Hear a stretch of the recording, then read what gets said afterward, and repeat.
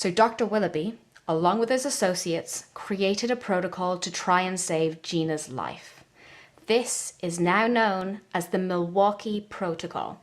The protocol was essentially to put Jeanna into a coma, slowing her brain and allowing her body to build up an immune response and fight the rabies. If they slowed the brain, it would slow the virus. Wow.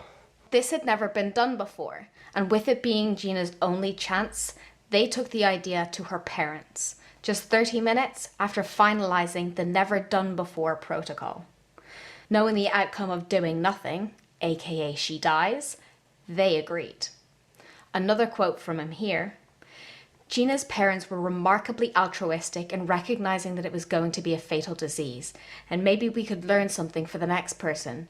Sort of by releasing Jeanna, essentially, I think they got her back. That was pretty selfless of Jeanna's parents, don't you think? Definitely. I'm not sure all parents these days would trust a doctor to come up with a brand new protocol to help their sick kid. I know, right? It must have been so scary. And apparently, it's anything but a peaceful death. Strapped down, writhing, until eventually your body shuts down and you die. Oh my god. Seems like Dr. Willoughby was their only hope. He was. On October 19th, 2004, Jeanna was placed into the coma using a cocktail of drugs. Ketamine to calm the brain and ward off the rabies.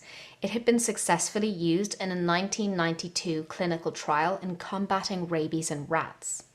And midazolam was then used to complement the ketamine and help to stop hallucinations. Jeanna remained in the coma for 6 days. In a coma so deep, she was just a hair's breadth away from death.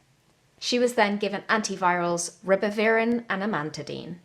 6 days after she was first induced, a spinal tap revealed Jeanna's body was producing antibodies and fighting back. In only 6 days? Wow. Yes, they were stunned, and then on October 28th, Jeanna was taken fully out of her coma, but she appeared brain dead with only pupillary reflex. Dr. Willoughby was terrified that he created locked-in syndrome. That's where your brain's still active, but your body doesn't respond, right? Yes, you're fully aware, you can see, you can hear, but your body doesn't work, like you can't speak or swallow or move at all. For me, that's the next worst thing to being buried alive. Wow.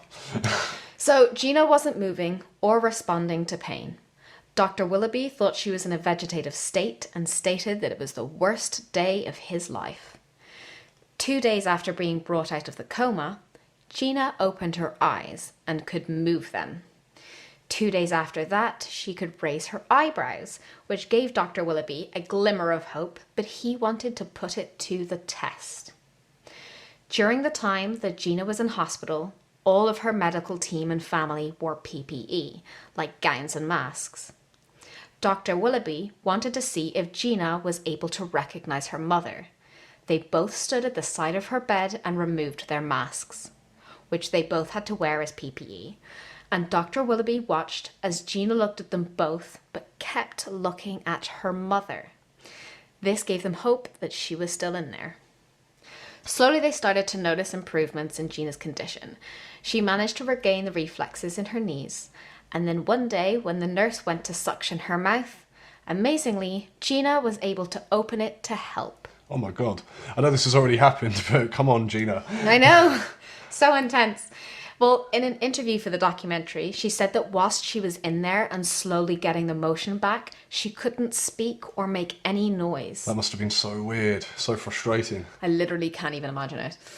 Well, when her friend or her mum went to clean her mouth or brush her teeth, she would scream, but no sound came out. Just her mouth moving and tears streaming down her face. They did a test to see her B-complex vitamin levels and found that they were a little low, so gave her a tetrahydrobiopterin similar to the B-complex vitamin she was lacking. This boosted her serotonin and dopamine levels, which are needed to perform the motor functions such as speaking and limb movement. And on November 13th, Jeanna had her breathing tube removed. So how long after she was admitted was she able to breathe on her own? Well, she came out of the coma on October 28th, so it was about 2 weeks later after that. Okay. And on January 1st, 2005, Jeanna was released from hospital, where she received rehabilitation therapy for another 2 years, having to relearn and fine-tune everything. Her muscles were so tight from the spasming prior to the coma and the slight wastage whilst in the coma that the physiotherapy was tough. She also had to relearn to speak and communicate. She was stuck to a wheelchair and then had to learn to crawl to get places for independence. Then Jeanna slowly started to take her first steps. It was like having a baby again, her father said. But what made it bearable each day was that she would accomplish something new. The perseverance and patience you would need. You'd have to be so strong to get through that. Oh, I couldn't. What were the main long-term side effects then? Well, Jeanna went on to have some movement issues. Things like coordination delays and leaning to one side more than the other, or trouble keeping centered. Unfortunately, this meant she wasn't able to play sports anymore, which is something that still upsets her mother to this day, as it does with Jeanna. She did physiotherapy with horses, and it gave her a sense of balance and confidence. And 2 years later, she actually got her driver's license. Nice. She even got to go to her homecoming ball 2 years later because she missed it during the rabies ordeal, her senior homecoming dance. That's so nice. Right? Well, Jeanna went on to study biology and graduate from college in May 2011. Whilst she was in college, she was something of a scientific celebrity. However, it wasn't something she offered up straight away with people of her own age. She kept it on a need-to-know basis.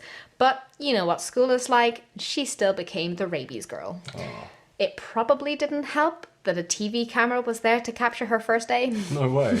People can be so mean sometimes. You have to respect her though for getting on with it and getting back involved in school and getting into college as well. So much respect for Jeanna. Well, check this out. When she was in college, she wanted to do her thesis on rabies.